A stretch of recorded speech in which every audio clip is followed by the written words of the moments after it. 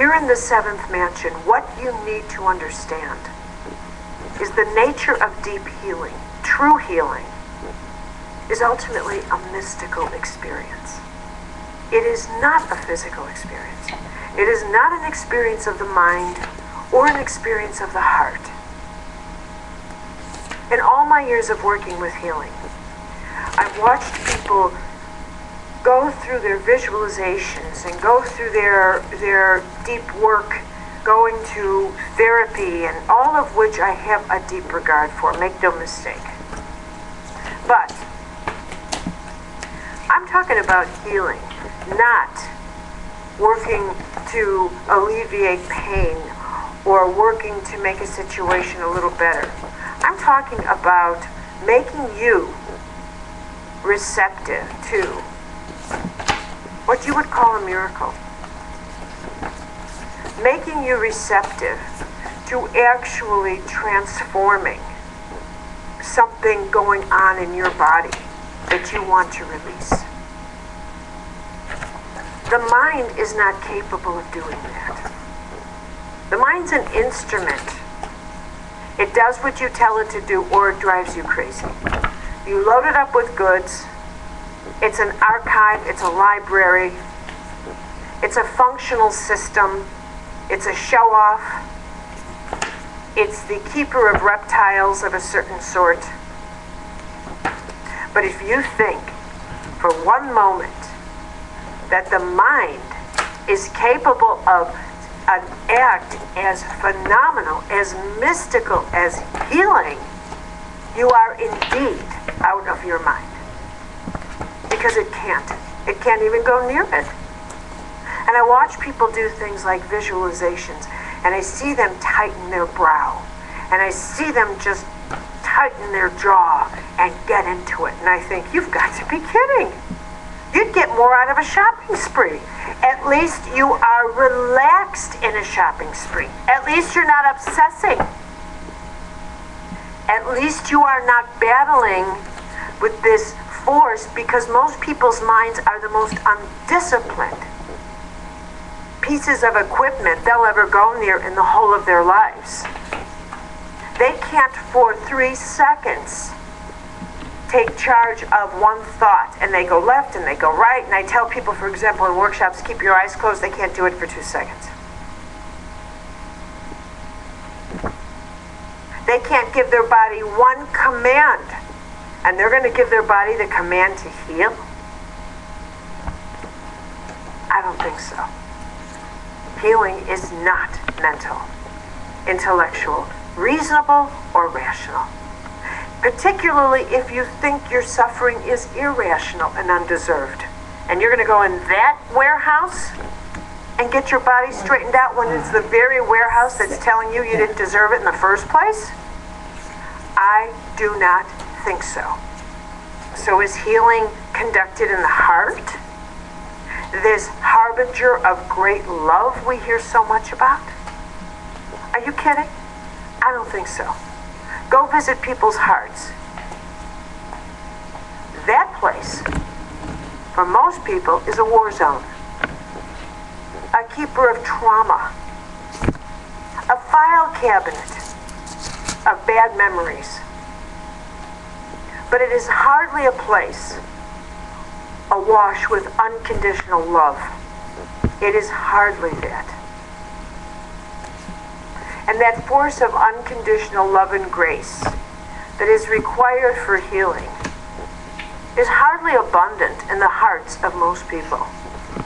Maybe most people would like to theorize that, but I don't even think so.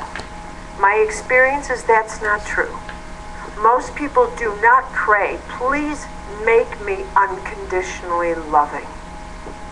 That is not a prayer that most people say. Most people do not get on their knees every day and say, let me pray for those who do not pray for themselves. Let me devote part of my life for the welfare of other people. Most people aren't that generous of heart. Yet. Not yet. But what size of heart would you need to blow a disease out of your body? Do you think you need a micro heart? A heart that's conditionally loving, that still plays the little games of, I don't approve of you, maybe I do, maybe I don't, and plays games of power manipulation? Where you are just crawling with reptiles? Yeah. That kind of heart can barely heal an infection without help. So now we're talking major league here. What really is healing? How did the mystics bring that about? And what really is a miracle?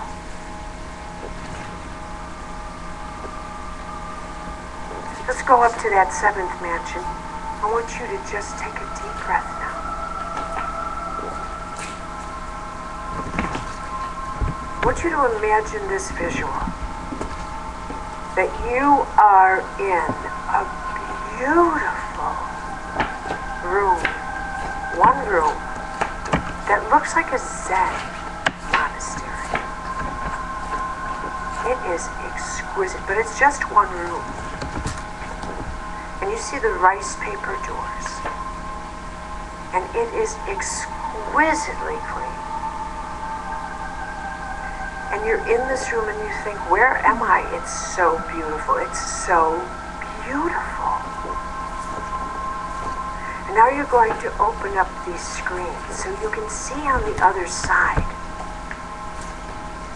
As you're standing in the center of this room, you stretch out your arms and you think, this is the most tranquil, beautiful, wondrous, light, perfect air I have ever breathed into my body in my life.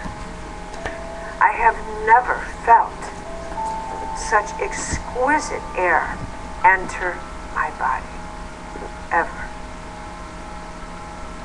And now you're going to walk over to that screen and you're going to split the screen with both of your arms, and as you look out, you see that you are literally standing in this gorgeous room that looks exactly like a Zen monastery room on top of a mountain in the Himalayas. What lies in front of you is this gorgeous mountain range, snow-capped and a blue sky and white mountains, and you see no one for miles, no one, and this gush of fresh, cool air fills your face, rushes over you, and you think, God, is this beautiful? Nothing is as beautiful as this. I have never been as lusciously refreshed as this. And then turn around and you see that there is a small table on the floor, and it's a writing table. I want you to imagine yourself walking over to that table and you're going to sit on the floor. And there's a quill pen, and you look up and to the left, a door opens. And in comes a messenger from God. And comes over and places in front of you a scroll. And you're going to open that scroll. And first you think to yourself, what could be on this scroll? Is it messages for me, guidance? Is that what this is all about? Or what am I supposed to do with this scroll exactly? Well, open the scroll. As you unravel it, you grab your pen and you write all that you appreciate about your life. You write all that your soul appreciates. You write beauteous words of graciousness. You merge here with heaven, and you feel